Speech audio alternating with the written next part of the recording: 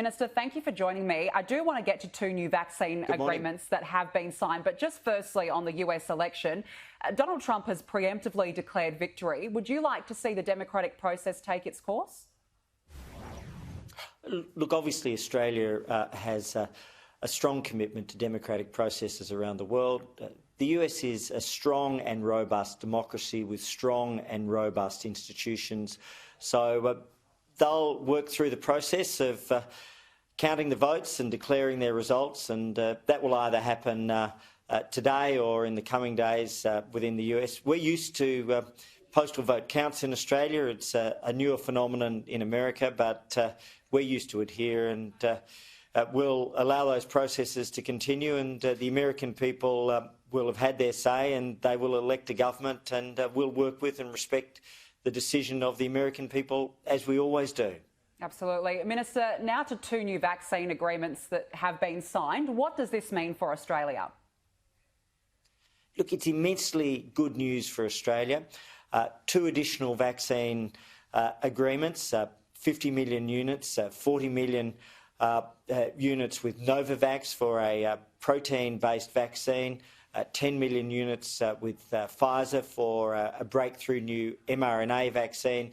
That takes it to 135 million units approximately across 4 different vaccines. That gives us the potential to make sure that every Australian has access to a vaccine during the course of 2021, with most likely health workers and, subject to approvals, the elderly beginning in most probably March of 2021.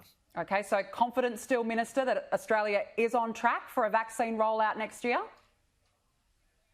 Yes, growing confidence that we're on track for a vaccine rollout commencing in about March of next year. And this comes on the fact that at a time when the world is seeing an accelerating virus, in Australia we're down to just a handful of cases, or potentially zero on any one day.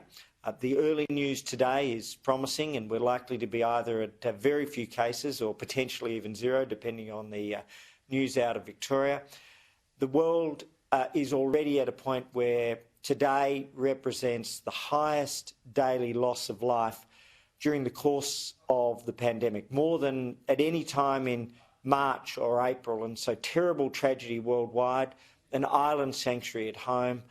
We're doing incredibly well, but the vaccines give us greater security, greater protection, and they're about saving lives and protecting lives. Yeah, absolutely. Federal Health Minister Greg Hunt, thanks for joining me this morning. Take care.